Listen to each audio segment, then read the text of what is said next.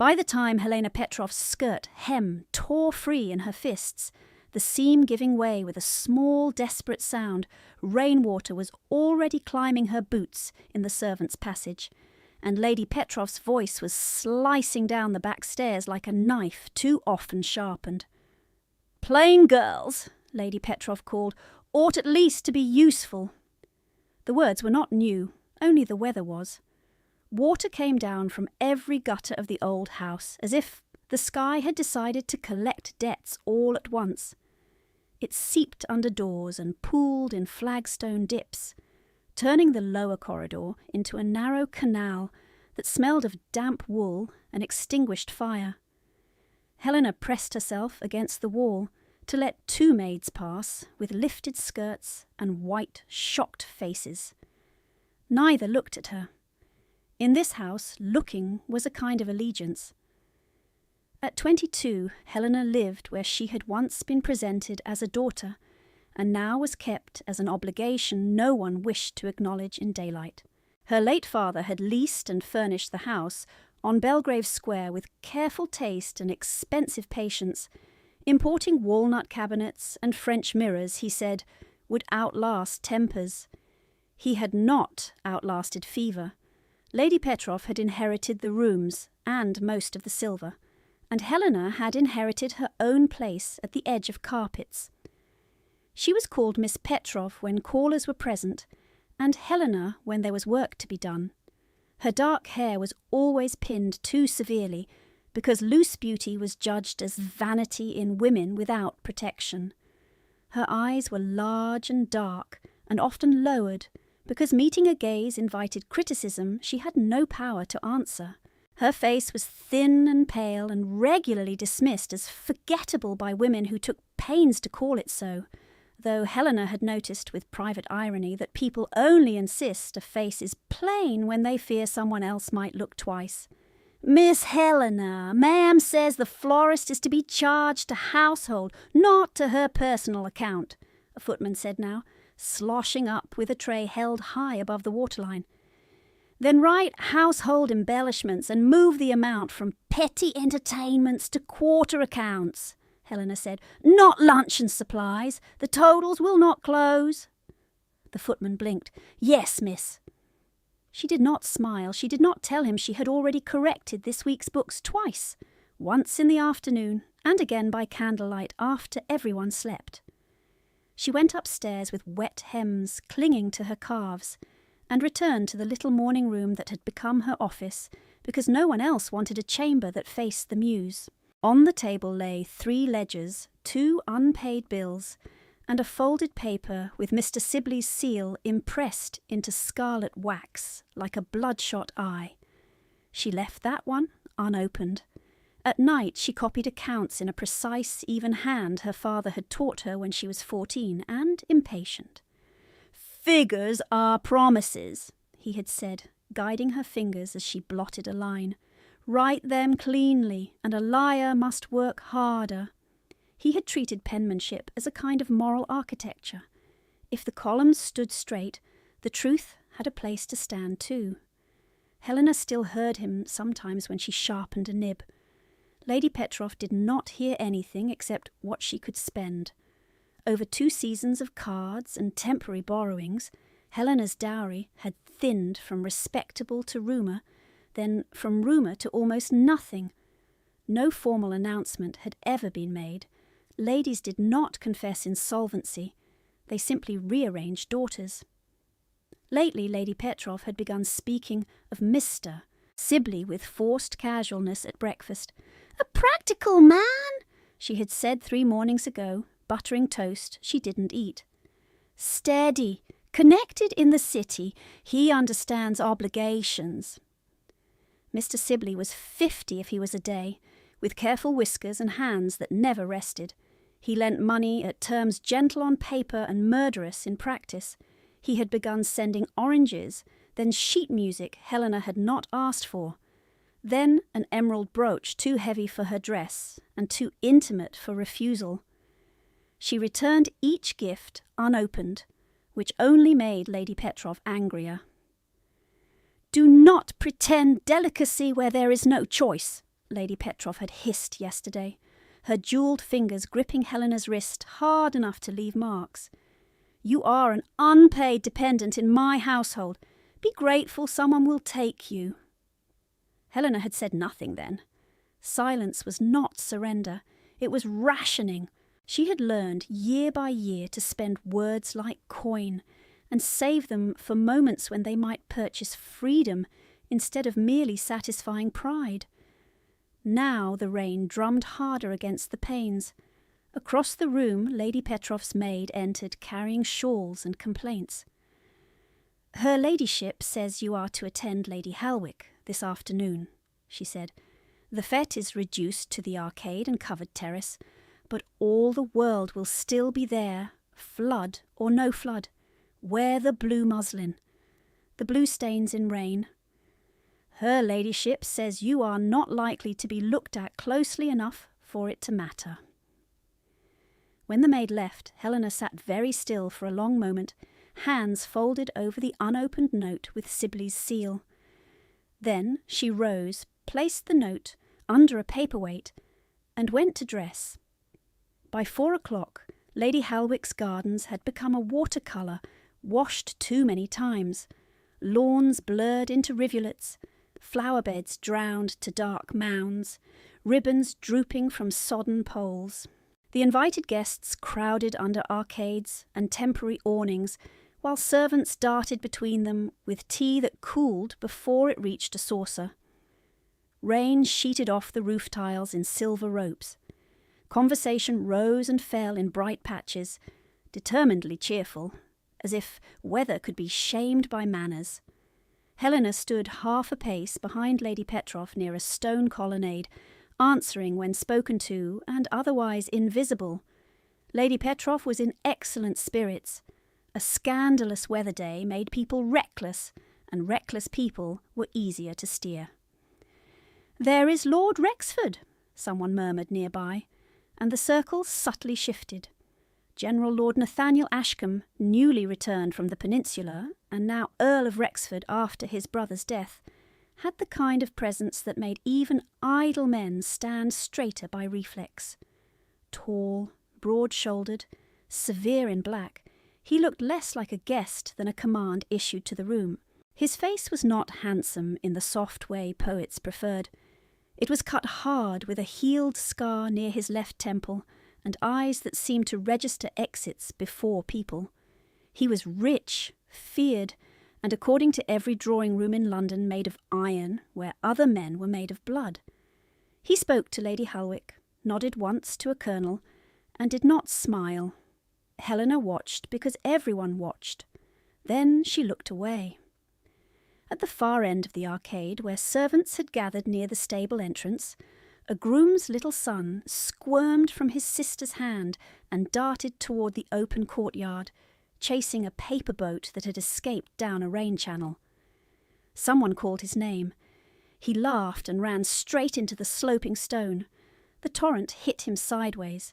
It had been building unseen, rain from roof and terrace converging in one narrow chute across the courtyard into the lower drains. In dry weather, it was harmless.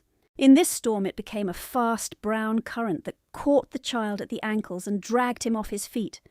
For one suspended second the crowd only gasped. Men looked to one another, women clutched shawls.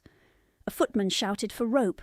No one moved. Helena moved. She was over the threshold and into the rain before she felt herself decide it. Cold struck like a slap. Her slippers skidded on algae-slick stone. Water slammed her calves, her knees. She seized the boy by the back of his jacket as the current twisted him against a drain grate. He screamed once, a thin animal sound, and then both of them were sliding. The world narrowed to water and impact, the burn of stone against her palms, the choking mouthful of rain, the weight of the child trying to wrench free in panic. Helena got one arm around him and tried to brace against a carved step post. The current tore her grip loose. They went down together, spinning toward the lower court where the drop deepened. Then a force hit from the side, stronger than water. An arm locked around Helena's ribs and another under the child, lifting both cleanly, as if they weighed nothing.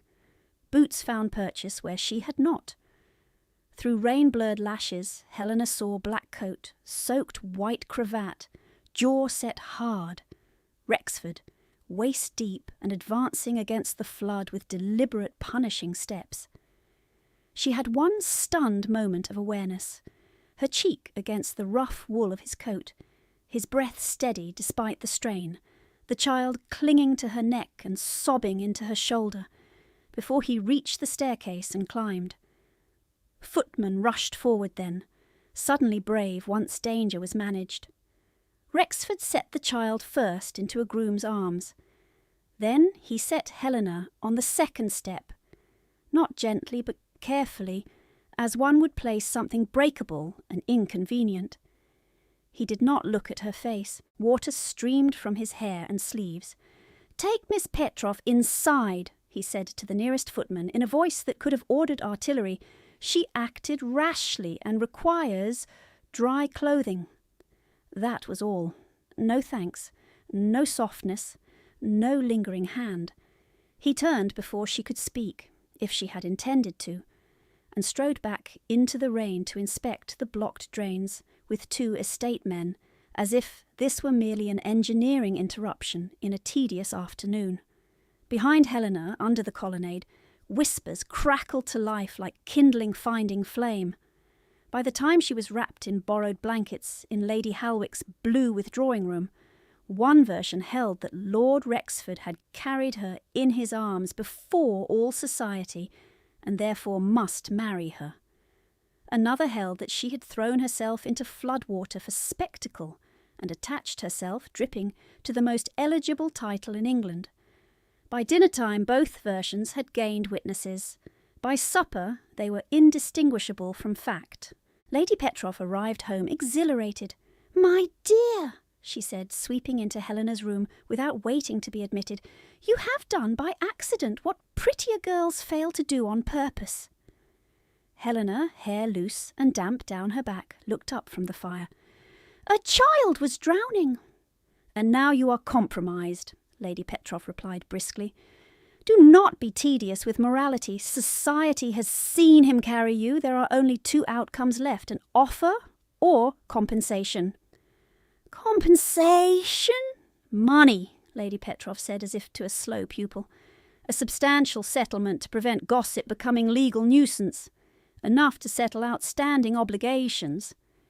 "Mr. Sibley's claims," Helena said. Lady Petroff's smile thinned. "Our claims, Helena? You speak as though you are separate from this family." "I am separate where debts are concerned." "Not for long." The next morning Lady Petroff sent a sealed note to Rexford House by her fastest groom. Helena was not permitted to read it, but she knew its contents by the rhythm of Lady Petroff's pacing and the satisfied angle of her chin. Lord Rexford would either offer for Miss Petroff immediately, or remit a sum sufficient to satisfy certain creditors whose patience had become expensive. When Helena refused to sign the attached consent to marriage with Mr. Sibley should Rexford decline, Lady Petroff locked her in her room. The key turned with a small final click that made the air seem thinner. Helena stood by the window and watched rainwater still gathered in the courtyard below, reflecting a fractured square of sky.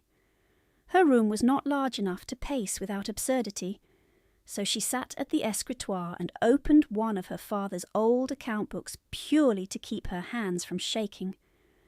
Rows of figures steadied her breathing. Income, expenditure, interest due, interest paid, truth in columns. By afternoon, the house had heard back. Lady Petroff entered without knocking. A maid followed, carrying tea and curiosity. "Well?" Helena asked. Lady Petroff held up a single sheet, cream paper, heavy crest. Her expression was venom wrapped in lace. "It declines." She read aloud with theatrical precision.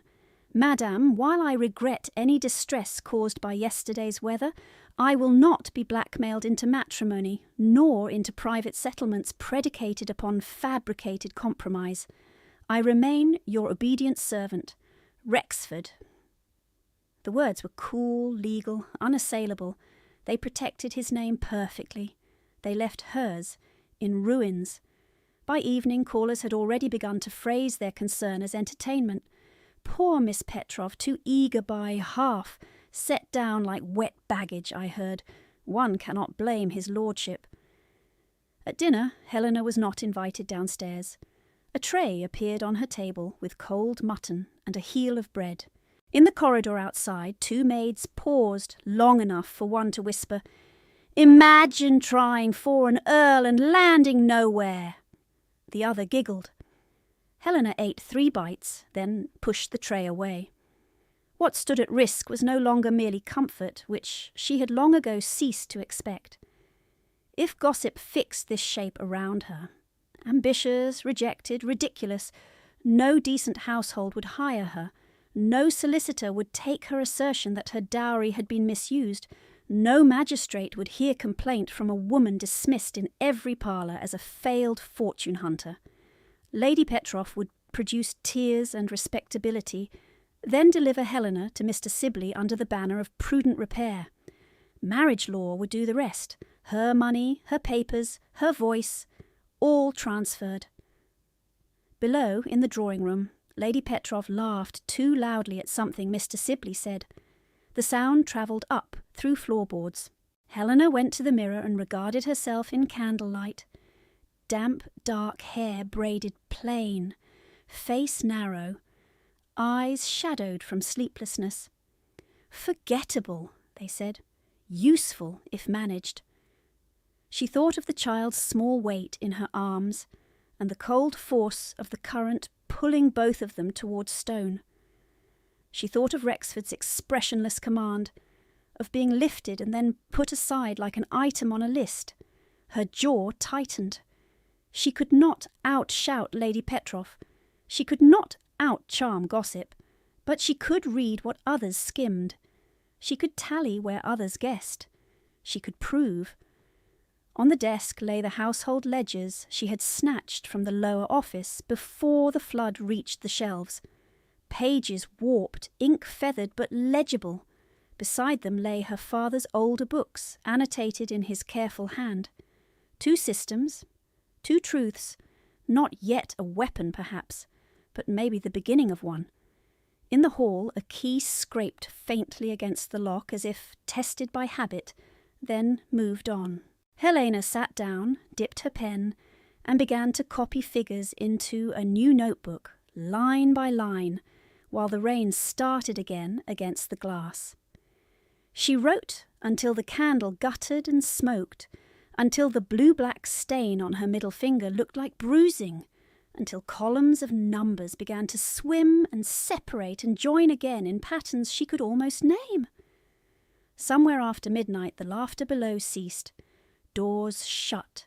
The house settled into its old creaks and sighs. Helena kept writing. At dawn, the lock turned. Her breakfast appeared with no word from Lady Petrov, but near noon the summons came anyway. "Her ladyship requests you downstairs," the maid said, and request in this house meant command. Lady Petrov received her in the small green sitting-room reserved for delicate humiliations. Mr. Sibley stood near the fire with his back to it, drying his gloves as though he already belonged there. He bowed when Helena entered, all polished civility and patient appetite. "Miss Petrov," he said, "you are looking recovered." "I was cold," Helena answered. "Not dead." Lady Petrov's fan snapped open. "Helena, enough, sit." On the table lay 3 documents. One she recognized at once, the consent form to marriage, where her name had been penciled in a blank left, waiting for obedience. Another was a list of household debts in Lady Petrov's hand, totals underlined with hard strokes. The third was new, an agreement drafted by Sibley's solicitor, terms dense and smiling and lethal. Sibley touched the edge of it. A practical arrangement. Once we are married, all this unpleasant speculation dies. Your reputation is repaired. Your ladyship's obligations are managed. Everyone preserved." "By everyone," Helena said, "you mean yourself." He gave a soft laugh, as if she were charming in small doses. "I mean stability." Lady Petroff leaned forward. "Sign." "No. Do not perform courage at me, child. You have no stage left. Rexford has refused you in writing." "I never asked him." Lady Petroff's eyes flashed. "Society believes you did. Belief is what matters." Helena looked at the papers and then at the window where rain had started again in a thin grey veil. "If belief is all that matters, forge my signature and save us time." Sibley's smile flattened. Lady Petroff stood so abruptly her chair scraped. "You mistake your position," she said. "I am still deciding whether you eat at my table." Helena rose too. "Then decide quickly. I have work." She expected shouting. Instead, Lady Petroff did something colder. She sat back down, folded her hands, and rang for the maid as if Helena had merely asked for fresh tea. "Take Miss Petroff to her room," she said, "and remove all account books from her desk. She has no need of figures now." By late afternoon, every ledger Helena had been using was gone from her room, except the small notebook hidden inside the torn lining of her work-basket. She waited through an hour of footsteps, then two, then took her shawl and went downstairs under the pretense of asking for coal. In the back hall she encountered an unfamiliar servant in Rexford livery, rain-dark greatcoat beaded with water. He bowed. "Miss Petroff?" "Yes." He produced a folded card. "From Mr. Hargreaves, steward to Lord Rexford." Helena took it, keeping her face still while her pulse kicked hard against her throat. The message was brief. "Mr. Hargreaves presents compliments to Miss Petroff and, hearing of her proficiency with household accounts and modern languages, asks whether she might, for fair compensation, review several pension abstracts containing Russian correspondence before they are presented to committee. Work would be conducted at Rexford House under proper supervision. Immediate reply requested. No apology. No mention of rain. No private line from Rexford. Only work." She read it twice, then looked up. "Tell Mr. Hargreaves I accept, provided terms are written and payment made to me directly." The man blinked, perhaps not used to women discussing terms. "I will convey it, miss." When Lady Petroff heard, she smelled advantage before she smelled risk. "In his house," she said slowly, pacing the drawing-room. "So public after all his indignant refusal. Good. If he will not marry, he may yet pay to keep your name out of his corridors." "It is paid employment," Helena said. Lady Petroff gave her a look of pity sharpened into contempt. "Employment is what governesses call dependence. Do not use ugly words to flatter yourself." But she permitted it because Rexford House suggested proximity to power, and Lady Petroff had never refused any road that might lead to money. Rexford's library was warmer than Belgrave Square, and quieter in a way that felt intentional rather than neglected. Shelves climbed 2 stories, ladders on brass rails, leather bindings in military order. Rain tapped the tall windows. 2 coal fires held the damp at bay. A matronly companion hired for the purpose, Mrs. Finch, widow of a canon and formidable guardian of propriety, sat near Helena's table with knitting and sharp ears. Mr. Hargreaves, a spare man with silvered temples, laid out the first bundle. "Abstracts from veterans' pensions," he said. "Some claims involve Russian widows from Allied regiments and émigré families. Clerks have failed to reconcile names and transfers. His lordship requires accuracy before committee audit." "Why me?" Helena asked. "Because at Lady Whitcomb's charity office last week you corrected Captain Drew's sum in your head before he reached the decimal. I corrected his subtraction. Precisely. He left her with 4 ledgers, a stack of receipts, and one polite warning. These records concern men who have friends in Parliament and enemies in commerce. Discretion is essential. Helena worked. At first it was what she expected. Sloppy clerks, variant spellings. Widows entered once as Marina Ivanovna and again as Mary Evans, because no one could be bothered with foreign alphabets. She built cross lists. She translated signatures. She traced disbursements from trust account to parish agents. By the 3rd afternoon she found the first impossible transfer, an annuity marked paid to a cavalry widow in Smolensk 6 months after her death certificate, redirected by temporary proxy authority to a London guarantor, M. Sibley and Company. She sat back very slowly. 1 transfer could be error. 3 could be carelessness. 12, over 2 years, threaded through different names and counties, but converging into the same lending house, were architecture. Mrs. Finch, Helena said, without lifting her eyes, would you be so kind as to witness this notation? Mrs. Finch waddled over, spectacles lowered. What am I witnessing, my dear? That this page was whole when I opened it, and this amount reads £142, not 42. Mrs. Finch peered. A 1 has been scratched thin. Nasty trick. Thank you. Helena copied the page number, date, and initials into her notebook, then moved to the next bundle. There she found Lady Petrov's handwriting in a correspondence margin attached to charity subscriptions, transfer temporary from reserve, restore after season, and beneath it an authorization stamp used by trustees of the Veterans Fund. Lady Petrov had no authority to touch reserve funds. She should not even have seen this account. By week's end the lines connected. Sibley issuing bridge loans to distressed gentlewomen, Lady Petrov drawing against accounts she did not own, missing annuities from wounded men and widows plugging fashionable deficits until gambling wins failed to replenish them. Theft dressed as bookkeeping. Each evening Helena returned to Belgrave Square with ink on her cuffs and exhaustion under her skin.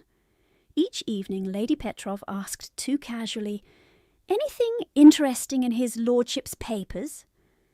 "No," Helena said, "mostly columns." It was not entirely a lie. It was also war. Rexford appeared only at intervals, never during the first hour, never long enough to soften into conversation. He would stand across the room with Hargreaves, ask 1 or 2 clipped questions.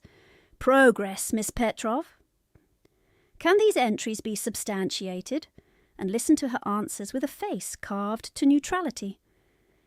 "A likely embezzlement," she told him once, tapping a row of altered sums. "Not by one clerk, by a chain." "Can you prove chain, not coincidence?" "Yes, if given access to trustee correspondence and disbursement warrants." A pause, then, "You shall have it." No praise, no gratitude, no mention of the courtyard, of his hands around her in flood water, of the ruin that had followed. He thanked Mrs. Finch for her time, nodded to Hargreaves, and left before Helena had blotted the page. It should have made work easier, this distance. Instead, it wore at her like rough cloth. By the 2nd week, the whispers adapted rather than died.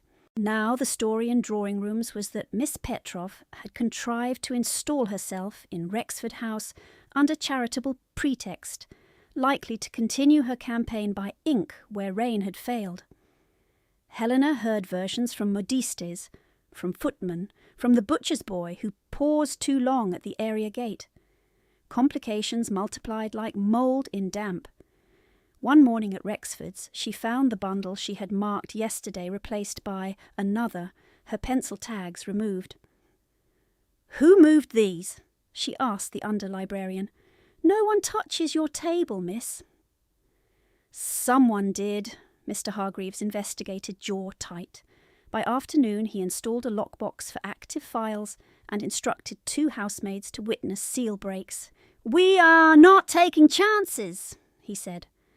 That same night at Belgrave Square, Helena's hidden notebook vanished from her work basket. She stood in her room with the ripped lining hanging loose in her hand, not panicking only because panic wasted minutes. She checked the mantle, mattress seam, hem chest. Nothing! At dinner, Lady Petroff was sparkling, Mr. Sibley expansive. "You look pale, Miss Petroff," he said over soup. "Too much arithmetic?" "Too little honesty," she replied. Lady Petroff's spoon clicked against china. Under the table, her shoe pressed hard against Helena's ankle. Warning. After dinner, Helena went directly to the kitchen scullery where discarded papers were tossed before burning. Grease, ash, vegetable peelings, and there, damp but intact, half her notebook pages torn free and crumpled. Not random theft, then. A search for specific lines. She dried what she could by the stove while the cook pretended not to notice. The next day brought a more polished attack. Mr. Sibley called with a solicitor and produced a draft notice declaring Helena mentally overwrought from public embarrassment and therefore unfit to manage independent funds. If signed by her guardian, Lady Petroff could administer any remaining annuity in trust. Helena read it standing. "You intend to certify me hysterical because I can add." Sibley spread his hands. "No one wishes unpleasantness? Marriage would render this unnecessary." "I prefer unpleasantness." When she left the room, Lady Petroff followed and caught her arm so hard nails bit skin. "Do you think Rexford will save you? He will use your sums and drop you when convenient. Men like him do not marry scandal." Helena pulled free. Then I had best learn not to wait. At Rexford House that afternoon, rain light leaking through cloud, Hargreaves brought her a fresh key and a separate writing desk in a side alcove. "His lordship's instruction," he said. "No documents leave this room without your mark and mine." "Does his lordship know someone has been through my papers?" Hargreaves hesitated just enough to answer yes. "He knows." "And says," a thin line where a smile might have been, "he says, secure the evidence and proceed. Proceed, always the military verb. Advance under fire, ignore pain." Helena did proceed, but now she kept parallel records.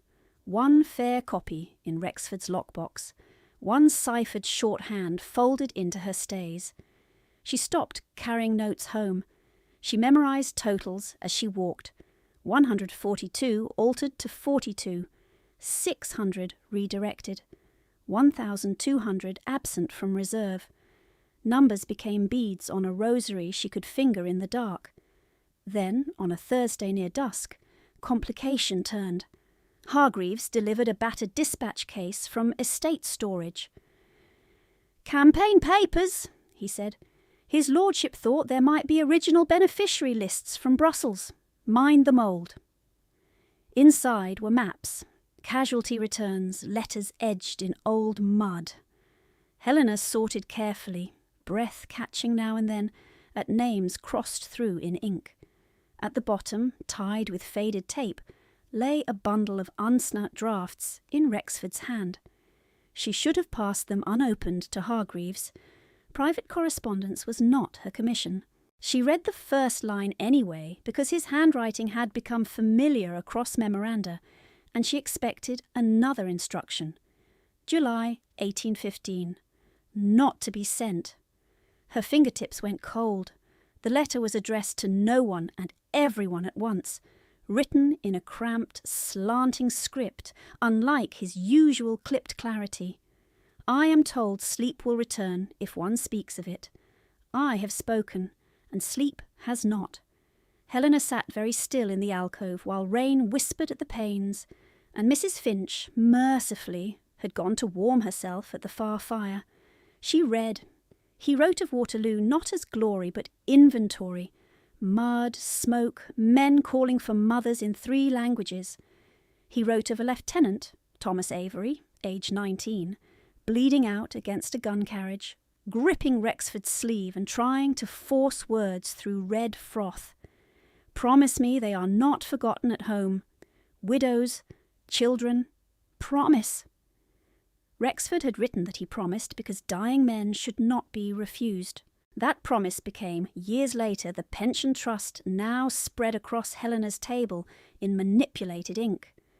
Then, lower on the page, struck through twice but still legible, "I have learned that sentiment is a breach in any fortification. Show them where you are soft, and they will place their knives there first." Helena closed her eyes. In a rush, pieces aligned that pride and hurt had kept separate. The courtyard, his parade ground voice, the refusal letter cold enough to freeze gossip into certainty. If he had publicly defended her, if he had shown concern, Lady Petroff would have recast every figure Helena produced as revenge from a favoured mistress, then a jilted one. Scandal would have eaten evidence. The reform bill he was building, stricter oversight, public audits, independent trustees, would have been dismissed as cover for private sin. He had protected the work by letting her name burn. It did not make the burning less real, but it made it purposeful. Helena opened her eyes and looked at the ledgers anew, not as chance leverage against Lady Petroff, but as the only language powerful enough to survive the drawing rooms. She pulled a clean stack of paper toward her and began to write 3 summaries, concise and lethal. One for Magistrate Ellery at Bow Street, probable fraud, name transactions, dates. One for Bishop Annesley, Charity Board, fiduciary breach by trustees, request immediate injunction on reserve withdrawals. One for the Duke of Merrow, chair of the Veterans Committee, evidence of systemic diversion affecting military pensions. No flourish, no accusation she could not prove. Just facts arranged so no gentleman could claim confusion. By the time Mrs. Finch returned, Helena had sanded and sealed all 3 with plain wax. "Letters, my dear?" Mrs. Finch asked. "Professional correspondence," Helena said. "Would you witness dispatch?" Mrs. Finch, who understood more than she announced, nodded once. Helena handed the packet to Hargreaves herself. "Trusted riders only, separate routes." He weighed them in his palm, gaze sharpening as he read the superscriptions. "This cannot be recalled once sent." "That is the idea." He inclined his head and left. When Helena returned home, it was past 10, and the house was waiting like a snare. Lady Petroff stood in the upper hall, still dressed for dinner, diamonds at her throat, fury whitening her mouth. "Where have you been?" "Working." "With whom have you corresponded?" Helena paused halfway up the stairs. "Men who read." Lady Petroff crossed the landing in 2 strides and struck her. The sound cracked in the narrow hall, startling a maid into dropping a candlestick below. Helena's head snapped sideways. Heat bloomed across her cheek. For a heartbeat she saw nothing but the pattern of the wallpaper swimming. Lady Petroff's voice came sharp and low. "Plain girls should be grateful for any buyer. I can still have you married within the month." A single tear escaped Helena's eye, more shock than grief. She wiped it away with her fingertips, then looked at Lady Petroff full for the first time in years. "Even cattle," she said very quietly, "are sold with cleaner books." She went up to her room before Lady Petroff could answer, closed the door, and turned the key from her side. Outside, thunder rolled over Belgrave Square like distant guns. Inside, Helena sat at her desk, cheek burning, and began a 4th copy of everything from memory in case the night brought fire. She wrote until the first ash-grey light thinned the curtains, and her cheeks stopped throbbing enough to become merely hot. The 4th copy lay stacked and waited beneath her father's old brass ruler. She had just blotted the last line when boots sounded in the corridor, more than 1 pair, and Lady Petroff's voice came bright with false concern. "Helena! Open this door at once. Dr. Ames is here." Helena slid the fresh pages into the hollow behind the bottom drawer of the escritoire, an old flaw in the joiner's work her father had once shown her, with amusement, then turned the key. Lady Petrov entered with Mr. Sibley, a thin physician with a travelling case, and Mrs. Crowley, the housekeeper, as witness. The doctor smelled faintly of camphor and sleep. "My poor girl," Lady Petrov said, "you locked yourself in all night. We are worried for your nerves." "My nerves can add columns," Helena replied. "Can yours?" Sibley did not bother smiling this time. "Miss Petrov, serious accusations have been circulated under your hand. Men of consequence have received slanderous memoranda concerning charitable funds. You will now provide every paper connected to that misconduct." "Misconduct," Helena repeated. "You mean arithmetic." Dr. Ames cleared his throat. "Lady Petrov requested I assess whether you are under agitation sufficient to impair judgment." "You were requested to sign what she already decided," Helena said. Lady Petrov's fan snapped open and shut once. "Search the room." Mrs. Crowley hesitated. Then Sibley nodded, and she began opening drawers. Helena moved to block the desk. Sibley stepped between, close enough for her to see burst vessels in his nose. "Do not force me to make this uglier than it must be," he murmured. "You have made a profession of ugliness," Helena said, and held her ground until Lady Petrov hissed, "Take her arm!" Dr. Ames actually flinched when Mrs. Crowley reached for Helena. "No restraint is necessary," he muttered, unwilling to own the moment. "Miss Petrov, if you cooperate, this can remain domestic." Domestic, a useful word for violence done indoors. They found 3 loose sheets in her washstand drawer, decoys Helena had left deliberately, numbers without names. Sibley scanned them, frowning. "Where are the rest?" "What rest?"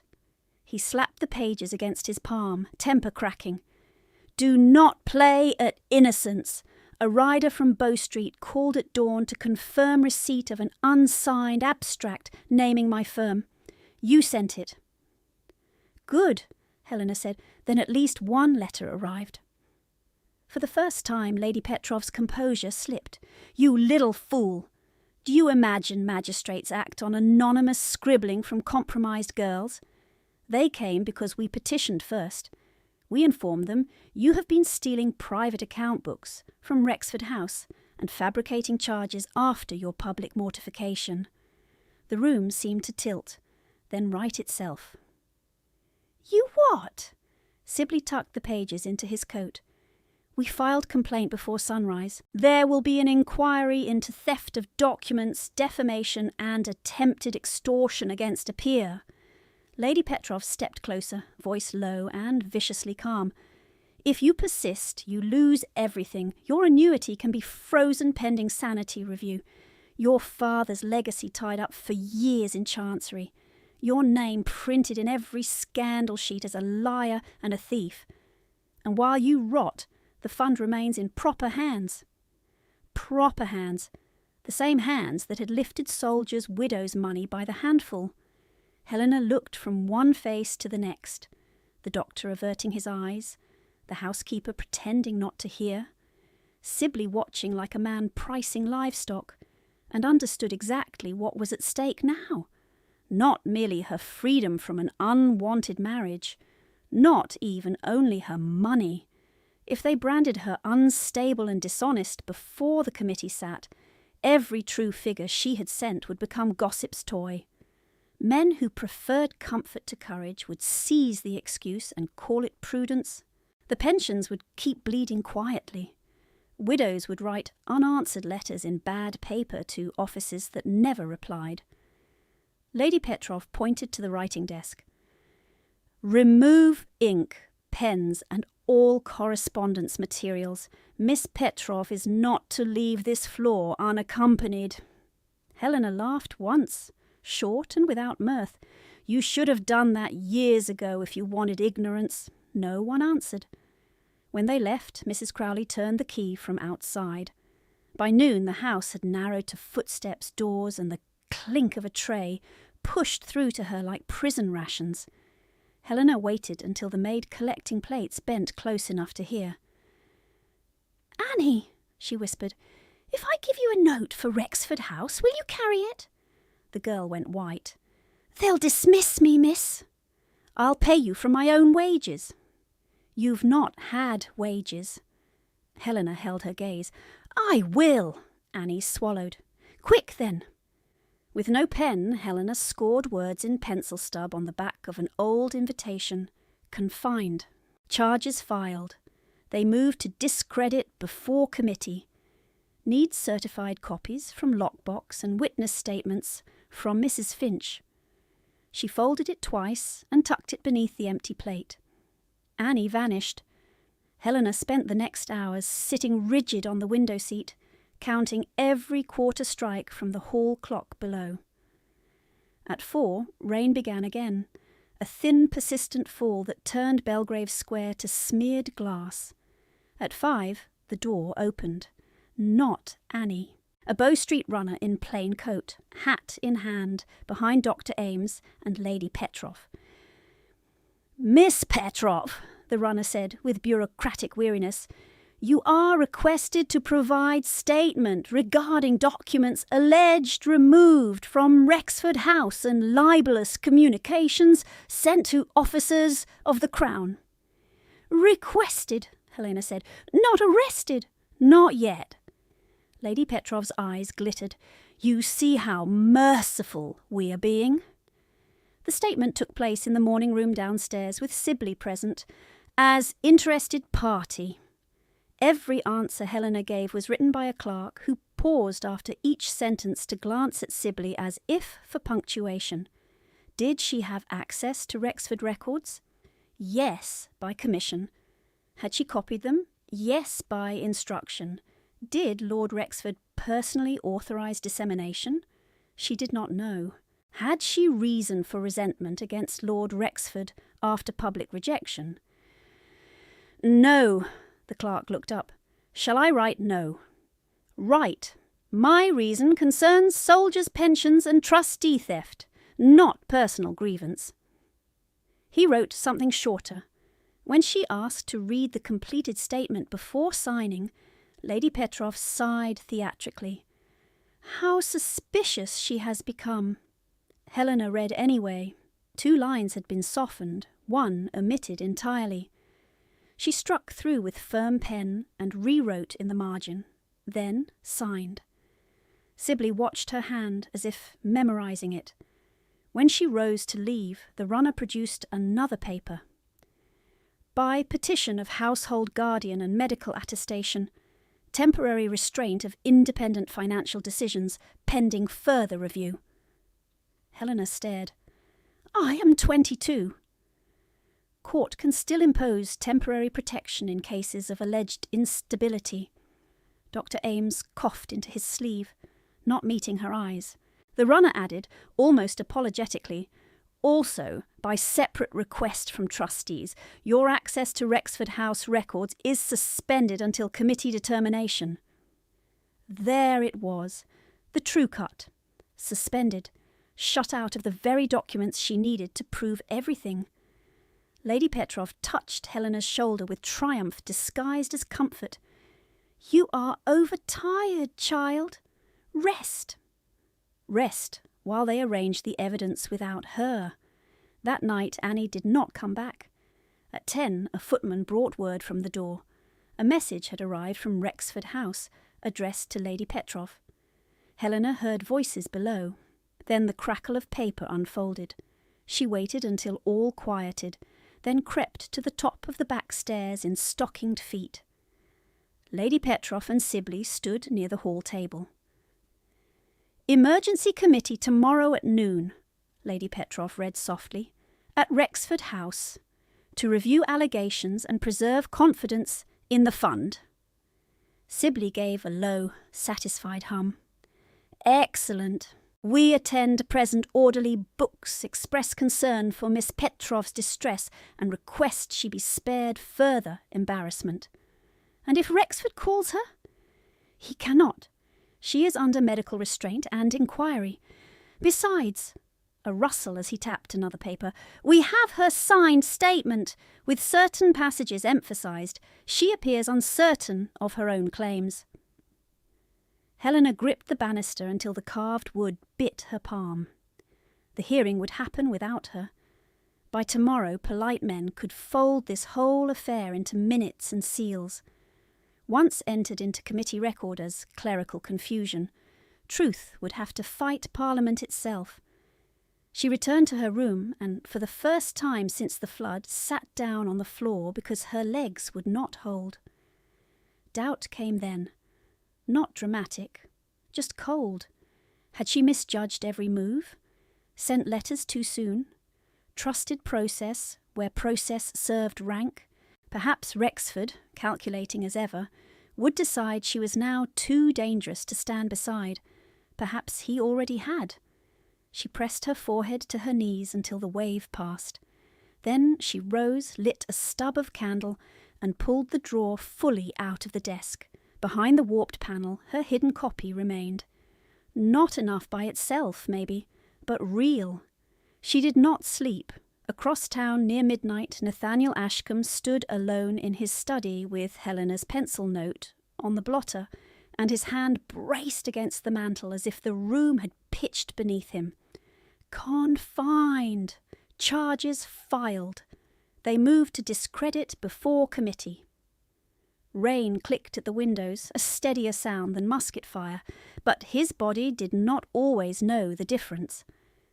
Hargreaves waited near the door, silent in the practised way of men who had seen their commander hold himself together by discipline alone. "They intercepted her at home?" Nathaniel asked at last. "Yes, my lord. The kitchen maid delivered the note by back lane. She was followed." "Damn!" The oath came out flat, exhausted rather than loud. He rarely swore indoors. Tonight the word felt insufficient. On the desk lay 3 replies to the letters Helena had sent. The bishop demanding immediate accounting. The duke insisting the committee sit tomorrow. Magistrate Ellery requesting original books and sworn witness. Necessary pressure, all of it. Also accelerant. Sibley's solicitor had already called, oily and deferential, to warn that any appearance of partisanship toward Miss Petroff would be construed as proof she acted from intimate encouragement. The implication clear: defend her publicly, and the Lords would turn reform into scandal by supper. Sentiment is a breach in any fortification. He had written that line in a fevered half-night after Waterloo, and it had kept him alive in rooms where smiling men cut deeper than sabres. Keep distance, show no flank, protect the objective, not the feeling. Then there had been a flooded courtyard, and a woman with mud on her face and a child clutched to her chest, moving before anyone else had remembered how. Nathaniel shut his eyes briefly. He could still feel the weight of her against him in the water, slight and shaking and stubbornly alive. He had set her down and spoken like a parade order because anything else would have shown too much in front of predators. And now predators had her behind a locked door. "Hargreaves!" "My lord?" "If I call at Belgrave Square tonight, they bar the door and cry impropriety. If I petition directly for her release before committee, Sibley argues contamination of testimony." He gave a humourless breath that might once have been a laugh. "I have commanded batteries under cannon and felt clearer than this." Hargreaves said carefully, "Then perhaps clarity lies in what cannot be negotiated, the records, the witnesses. Her safety." Nathaniel looked at him. "Her safety first." He crossed to the sideboard, poured brandy, did not drink it. His hand was not steady. He set the glass down untouched. "I let them make her look grasping," he said, voice low. "I told myself it was strategic, necessary. Maybe it was. But I did not account for what it would cost her while we arranged our principles like toy soldiers." Hargreaves, who had buried a son in Spain and never mentioned it, answered with equal quiet. "Cost is already paid, my lord. The question is whether it buys anything." Nathaniel straightened, all the old steel returning by increments. "Very well. Mrs. Finch attends tomorrow and gives sworn account of chain of custody.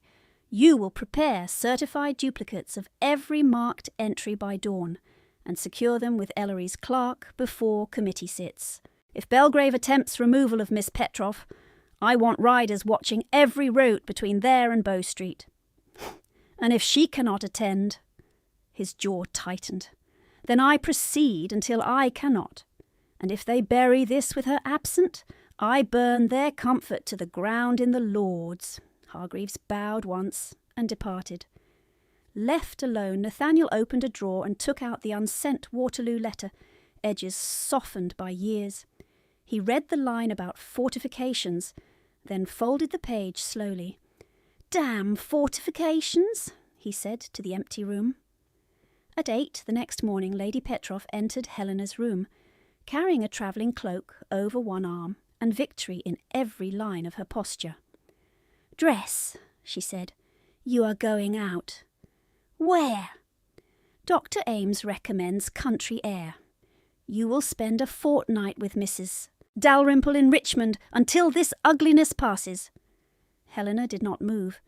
"The committee sits at noon." "Exactly why you will not be in town."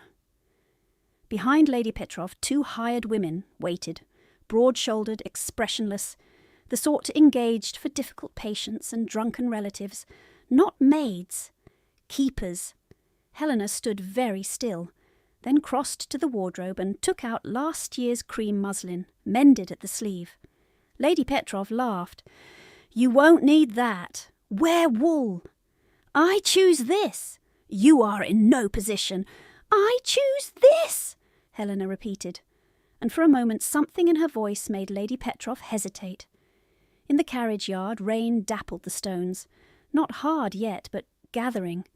A closed carriage stood ready, trunks already strapped. Helena saw no Richmond labels, only Sibley's clerk near the gate with papers under oilskin. Legal papers, transfer papers perhaps, or a warrant timed to keep her occupied while gentlemen revised truth upstairs. As they moved toward the steps, Annie appeared at the kitchen door, face blotched from crying, and mouthed soundlessly, "No Richmond!" Helena's pulse surged. Of course, not Richmond, Bow Street Holding perhaps, or Sibley's own house under care. Anywhere but Rexford. A shout came from the street. Hooves. One of Rexford's grooms reined in hard at the gate, coat streaming rain. "Message for Miss Petroff," he called. Sibley's clerk stepped in front. "No communication permitted. By order of Lord Rexford to all committee witnesses." "I said no." The groom, young and furious, looked past him toward Helena. "Miss," hearing moved forward, started an hour early. "They're taking statements now." Lady Petroff snapped, "Remove that man!" One keeper seized Helena's elbow. She twisted free with a force that surprised them both and ran 3 steps before the second woman caught her shawl from behind. Fabric tore. Helena stumbled, hit wet stone with her palms, came up breathing hard and wild. "Put her in," Lady Petroff said through her teeth. "Now!" The keepers closed in. Sibley's clerk opened the carriage door like a mouth. At the gate, the groom swore and kicked his horse sideways, trying to block the drive. A footman shouted. Rain thickened in a sudden silver sheet, blurring faces, turning the yard slick. Helena looked from the carriage to the street beyond, to freedom measured in 20 yards and 4 bodies, and knew with a knife-clear certainty that if that door shut, she would not reach Rexford House before the committee sealed her out. The first keeper caught her wrist. Helena jerked once hard enough to wrench skin and heard the hall clock strike the quarter. Only 45 minutes to noon. Only 45 minutes to noon. The keeper's fingers dug into Helena's wrist. She did not pull straight back again. She dropped her weight instead, sudden and awkward, like a fainting woman. The keeper tightened reflexively to hold her up. Helena twisted inward, turned her trapped hand palm down, and slid free on rain-slick skin, leaving half a bracelet ribbon in the woman's grip. "Catch her!" Lady Petrov shouted. Helena snatched up the nearest thing at hand, Mr. Sibley's clerk's oilskin packet from the carriage seat, ripped the flap loose, and yanked out a fistful of legal sheets. She flung those pages hard across the yard, while jamming the oilskin bundle itself beneath her torn shawl. Papers burst in the rain like frightened birds. Men lunged after instinct and money. One keeper swore and let go of Helena's shawl to grab at flying legal sheets. That heartbeat was enough. Helena ran for the gate, muslin dragging, slippers striking stone that wanted her on her knees. The Rexford groom leaned low from the saddle and shoved his gloved hand down. "Miss!" She caught his wrist, missed the stirrup, slammed against the horse's shoulder, caught again. He hauled. She scrambled up sideways behind him, barely seated before he wheeled the horse into the street. Behind them, Lady Petrov's voice rose shrill as a gull and was lost in rain. Helena clutched the stolen oilskin tight under her arm. "Rexford House!" Helena gasped. "Roads half flooded!" "Then drown us quickly." The groom grinned once, savage and young, and kicked to a gallop. By the time they reached Rexford House, Helena's hair had torn loose from its pins. Her right sleeve was ripped at the seam, and muddy water streaked the hem of last year's muslin in dark fans. The great front doors stood open. Carriages choked the sweep. Inside, voices carried from the long committee room in the west wing, men speaking with that careful, bored authority that could bury a life in minutes. The groom barely stopped before she jumped down and ran. A footman moved to block her. "Miss, the committee is in private." "Then tell them privacy is over." She did not wait for permission. She pushed through the half-closed door and stepped into heat, coal smoke, and 50 startled faces turning toward her at once. At the far end of the table sat the Duke of Merrow, white-haired and heavy-lidded, chairing. Bishop Annesley beside him, fingers steepled. Magistrate Ellery in plain black, pen already poised. Mr. Hargreaves near a side cabinet with locked dispatch boxes. Mrs. Finch upright as a battlement in a corner chair. And there to one side Lady Petrov in pearl-grey silk, composed as marble. Mr. Sibley next to her with an expression of pained patience. Across from them, Nathaniel Ashcombe, Rexford standing, one hand on the chair back, as if he had risen mid-sentence and forgotten to sit. His gaze hit Helena and held. No one spoke for 3 full seconds. Then Lady Petrov laughed, brittle. "You see, delirious and theatrical. She escaped supervision." "I escaped abduction," Helena said, breath still hard in her chest. If Richmond now lies on the road to Bow Street holding, maps have changed since breakfast. A ripple around the table. Ellery looked up sharply. "Abduction!" Sibley spread his hands. "The poor girl is distressed. Temporary removal for rest, under physician's advice. Dr. Ames can testify where he intended to send me," Helena cut in. "If he remembers what he signed." Merrow rapped once, for order. "Miss Petrov, you were not scheduled." "I know." Helena moved to the centre table before anyone could redirect her and set down 3 objects she had carried under her torn shawl. Her father's old ledger, swollen from damp, but intact. A clean copied packet tied with string.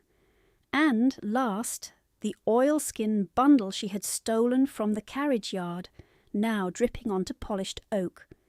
"That is why I came before you finished without me." Sibley's eyes narrowed at the sight of the oilskin. Rexford had not moved. He watched her as if every muscle in him had been given contradictory orders. Merrow frowned. "What is this?" "Evidence," Helena said. She untied the copied packet with hands that did not tremble now. Official pension roll entries, reserve withdrawals, and private transfers through M. Sibley and Company matched to trustee correspondence in Lady Petrov's hand and to disbursement warrants altered after signature. Dates, amounts, initials.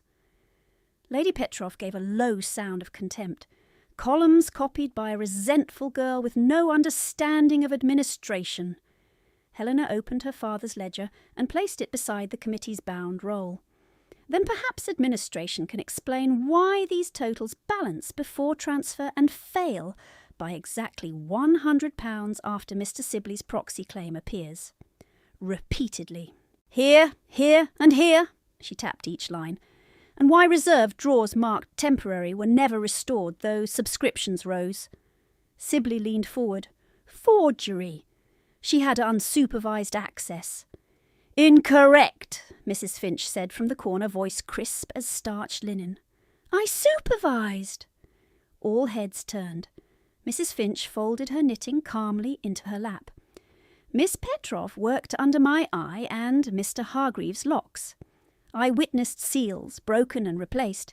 If anyone forged, they did it before bundles reached her table, or after they were stolen from her room at Belgrave Square, where I was not invited. Hargreaves stepped up and laid a leather logbook down.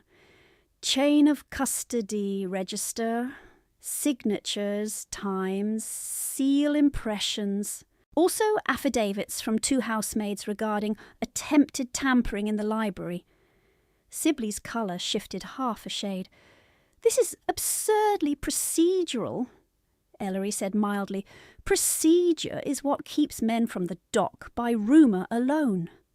Lady Petrov rose, fan snapping shut.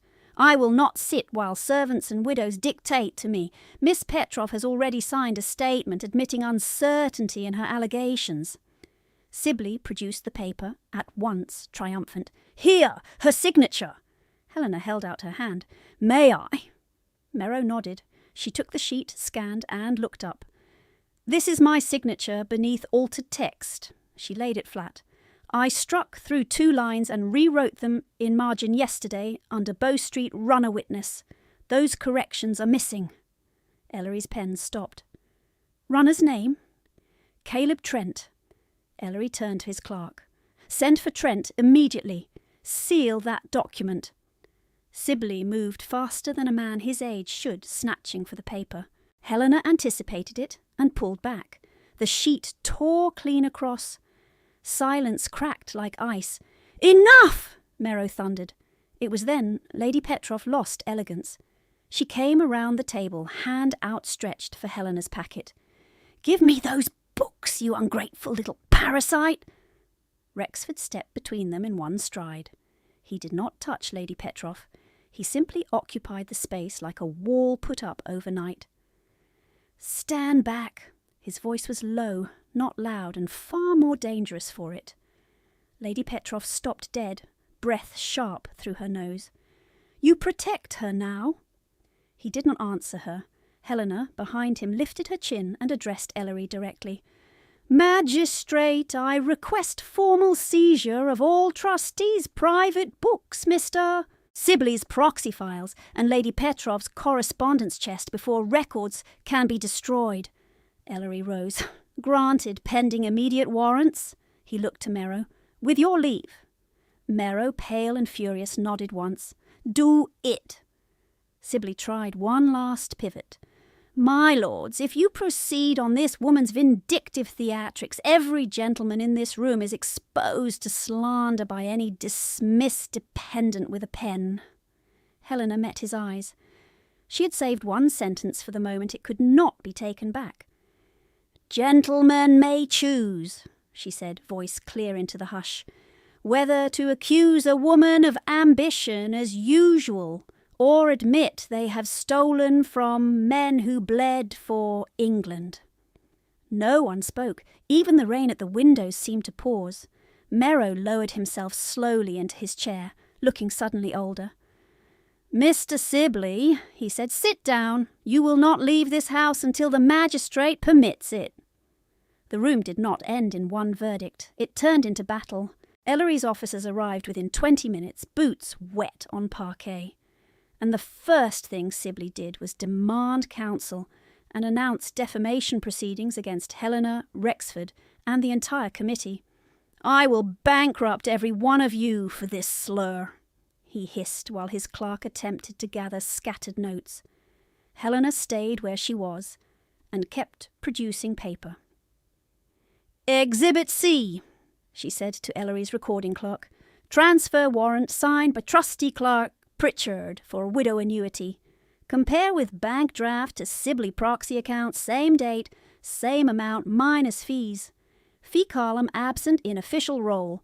Inserted in private copy." Pritchard, summoned from the anteroom, blanched and stammered that he followed instruction. "From whom?" Ellery asked. Pritchard looked at Lady Petrov, then Sibley, then down. "From the lady's secretary, and from Mr. Sibley's office." Lady Petrov gave a hard laugh. "A terrified clerk seeking mercy will say anything." "Then let us try handwriting," Helena said. She opened the oilskin packet she had stolen in the yard. Inside lay pre-drafted transfer forms already bearing blank spaces for beneficiary names and amounts, each countersigned with Lady Petrov's initials and Sibley's firm seal. The dates were tomorrow's and next week's. Merrow stared. "You were preparing fresh withdrawals." Sibley recovered quickly. "Routine templates, entirely proper." Helena pulled one more sheet from inside her bodice, a folded strip written in her tiny cipher hand. "And these are the same template numbers against reserve totals copied before my confinement this morning. They match to the penny. Routine theft is still theft." Lady Petrov's composure cracked at last.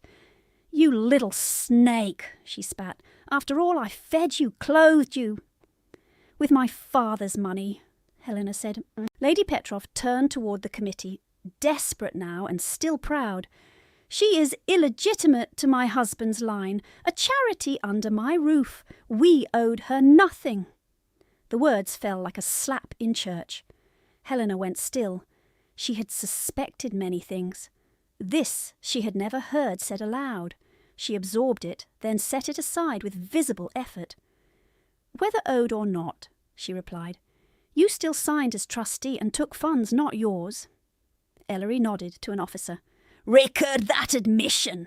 Sibley lunged verbally where Lady Petrov had lunged physically. "I deny all criminal intent. At most, temporary reallocations between accounts under implied authority."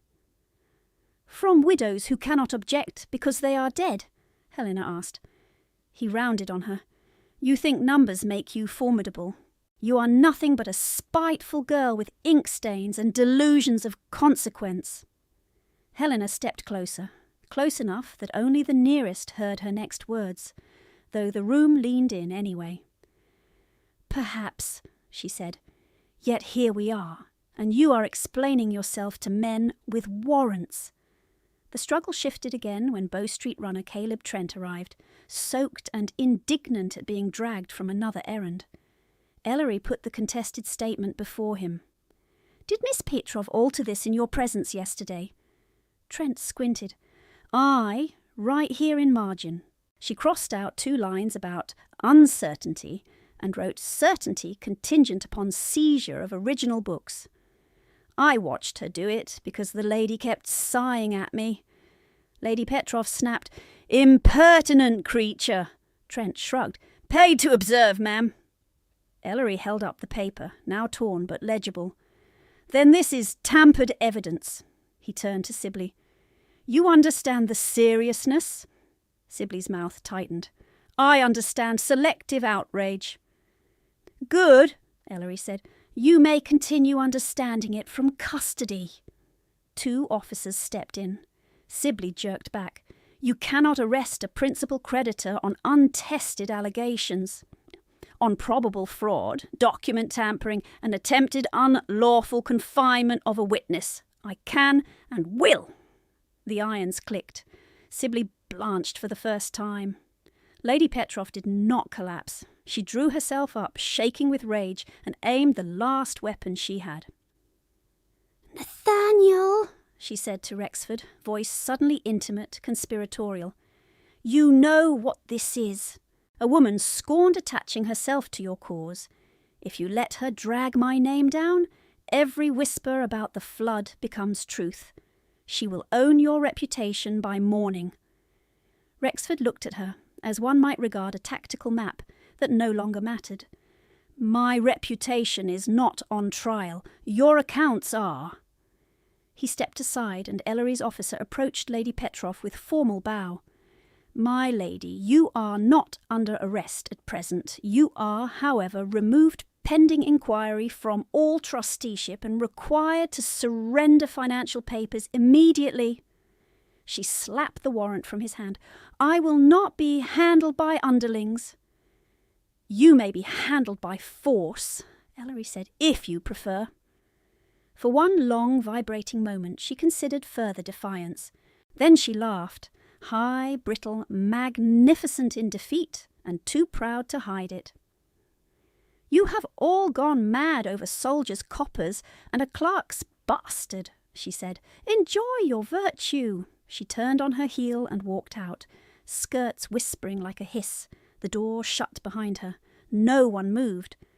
Helena realized then that her knees were shaking so hard she could not feel her feet.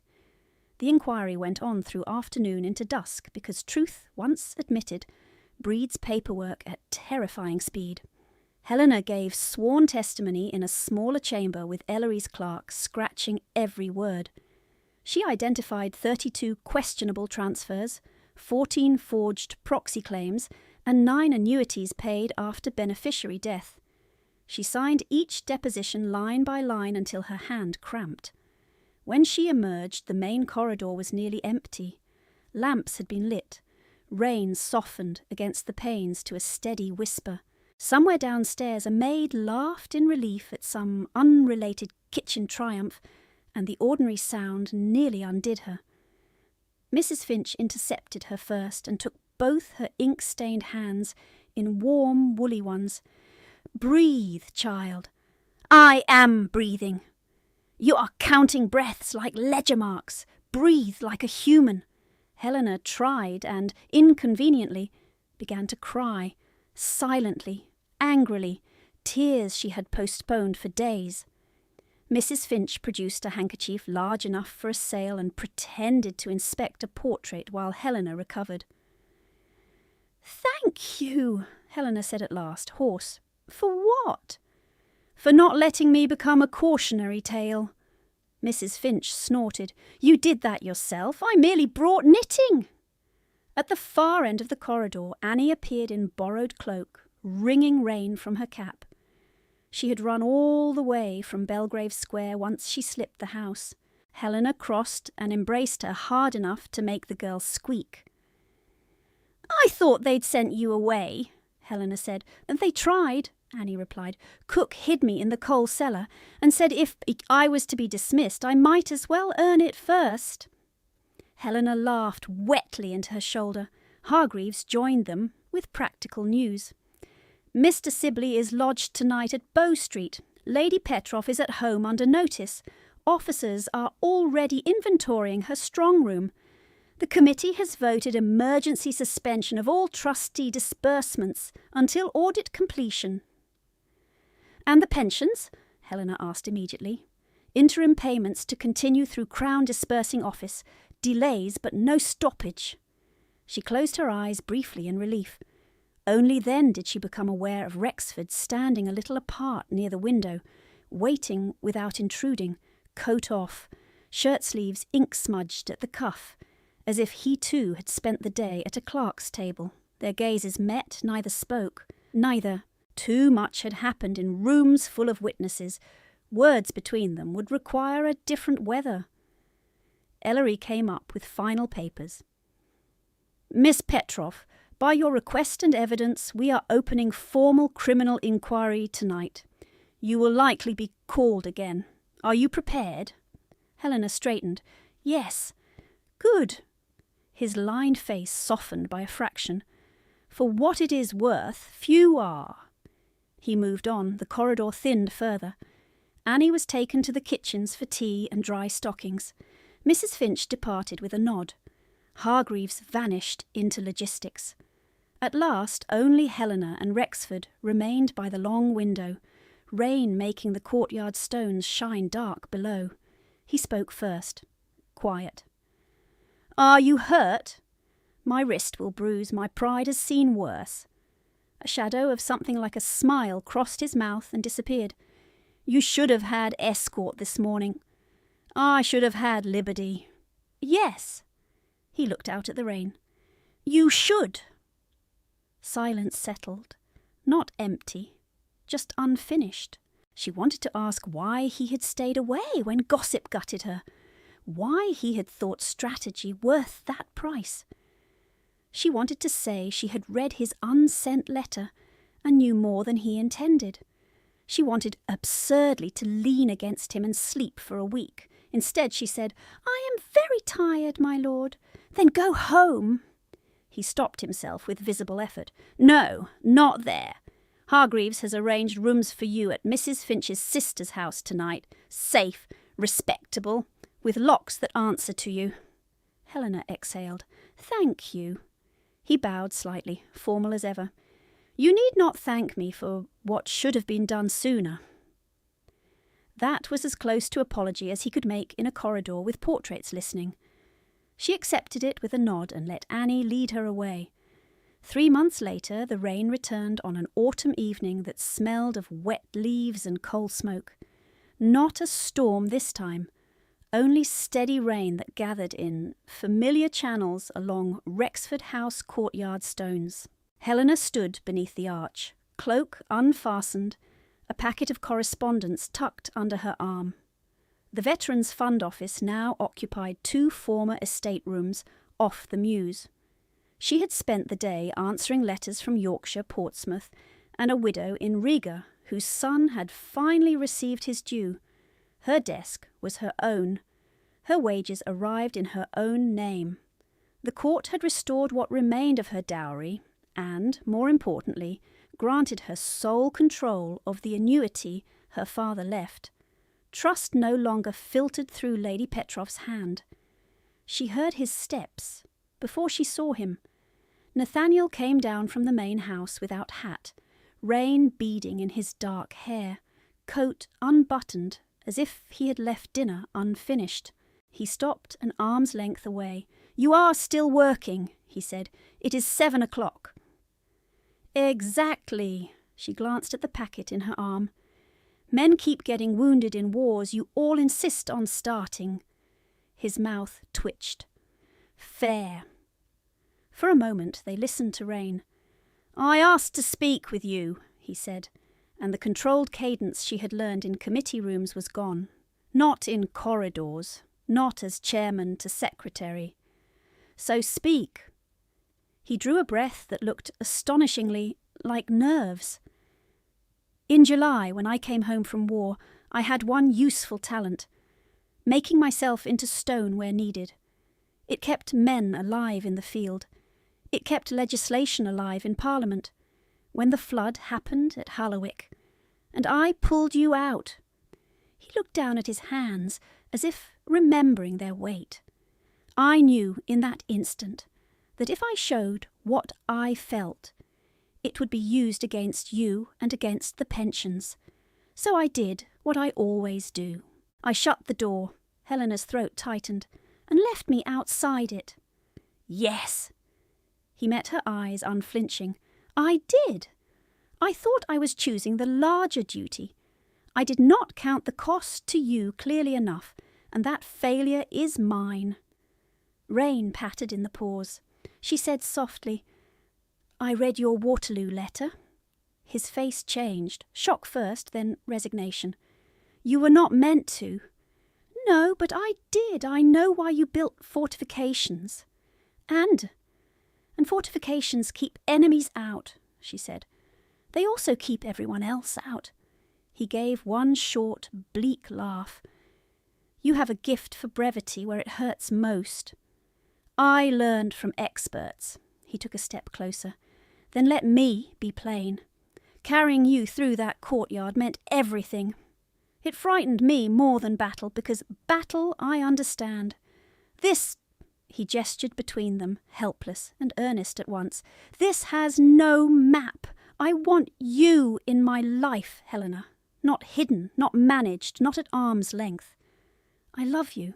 I have loved you in increments I kept denying until the day they nearly locked you away and I could not breathe for fear." Her eyes stung. She held up a hand. "Again," she said. He blinked. "Again?" "Precisely. I keep accounts. I require exact wording." For the first time she saw him smile fully, rein and all, young beneath scars and title. He said slower, each word deliberate. "Carrying you through that flooded courtyard meant everything to me. I love you. I would like to marry you, if you will have me." Helena let the silence stretch, one breath, two. Then, "Terms. Anything reasonable. I continue my work. Yes. I retain independent control of my money. Absolutely. I will not be displayed as your reform mascot nor hidden as your embarrassment." "Never." She studied him another heartbeat, then nodded. "Very well, Lord Rexford. On those terms, yes." He looked almost stunned. "Yes? Yes?" He exhaled like a man reprieved, then offered his hand, not to pull, not to possess, just open between them in the rain.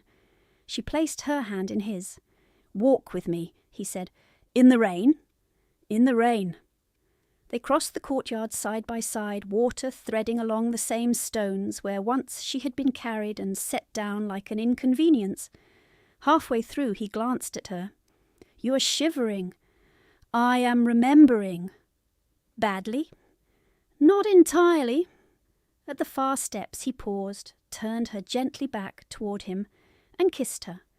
Careful first, then, with the certainty of a man who has finally stopped pretending indifference, is virtue. When they parted, both were wet through and laughing softly like conspirators. Winter sharpened London into smoke and frost. In a crowded courtroom smelling of wool and ink, Helena sat straight-backed beside Ellery, while counsel read out findings in tones of formal devastation.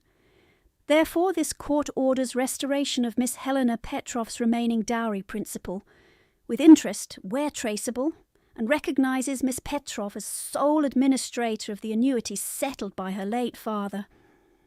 Sibley, thinner now and grey at the temples, stared ahead with furious vacancy as sentence followed for fraud and document tampering. Lady Petrov, veiled and rigid, listened to censure pronounced against her trusteeship and social board removals. She did not look at Helena until the very end, and when she did, the expression was not remorse but baffled contempt, as if honesty was still a species of bad manners. Outside the court doors, reporters surged. One called, "Miss Petrov, are you satisfied with justice?" Helena adjusted her glove. "No, justice would have paid the widows on time, but this will do for a beginning." At the Veterans Fund office that afternoon, the coal fire smoked and the queue at the desk ran to the corridor. A one-armed sergeant waited beside a woman with 2 children and a shawl darned into lace. Helena signed receipts, translated one letter from Russian, and dictated another to Annie, now properly employed as junior clerk, pen held like a weapon she had earned. "Read that back," Helena said. Annie did, stumbling over disbursement and grinning when she got it right. Near dusk, Mrs. Finch arrived with a tin of seed cakes and unsolicited opinions. "Your filing system is abominable," she announced. "I approve." Rexford appeared later, boots muddy from the Lords, and waited in line like everyone else until Helena called him forward with raised brow. "My lord," she said in her official voice, "state your business." He placed an envelope on the desk. "Petition for increased allocation to surgical pensions." She slit, scanned and nodded. "Accepted pending committee vote." "Any chance of favouritism?" "None." Excellent. He leaned in while Annie pretended not to hear. Will the correspondence secretary dine with me when she is done changing government? She may. If the Earl understands, she keeps office hours. I have learned to fear your office hours. When they finally left, Night Rain had started again, fine as thread. In the back passage, water had crept under the old threshold and pooled over stone.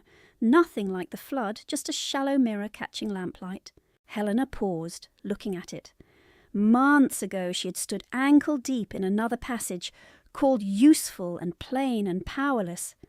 Now she handed Annie the day's locked cash box, tucked tomorrow's ledger under her own arm, and stepped into the wet with steady shoes. Nathaniel offered his arm. She took it, then, after 2 steps, slipped her hand down to his instead. They walked out through the courtyard gate together, neither of them behind the other, and this time neither pretending it meant nothing,